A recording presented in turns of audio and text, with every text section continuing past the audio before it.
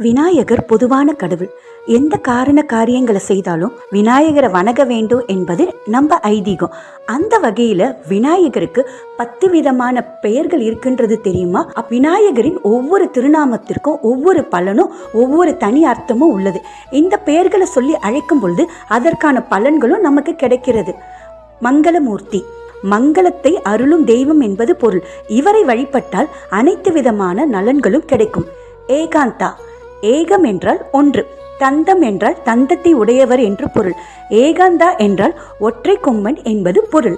விநாயகா, விநாயகர் என்ற திருநாமம் அதிகமாக நம்ம கூப்பிடுற திருநாமம். விநாயகர் என்றால் அனைத்து தடைகளையும் அகற்றுபவர் என்று பொருள். கஜானனம், கஜா என்றால் யானை, கஜானனம் என்றால் யானை முக தெய்வம் என்று பொருள். லம்போதரா, லம்பம் என்றால் பானை வயிறு, தொப்பை என்றால் பொருள். லம்போதரா என்றால் பெரிய வயிற்றை உடையவர் என்று பொருள்.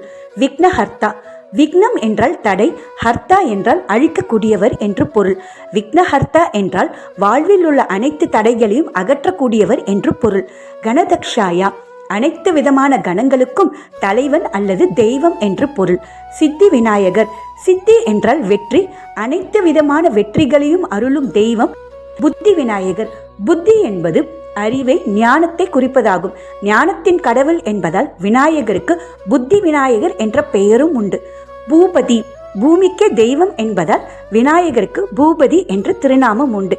இப்படிப்பட்ட திருநாமங்களை சொல்லி நம்ம விநாயகரை வழிபடுறதுனால சகல செல்வமும் சகல அருளும் நமக்கு கிடைக்கும்ன்றது ஐதீகம்.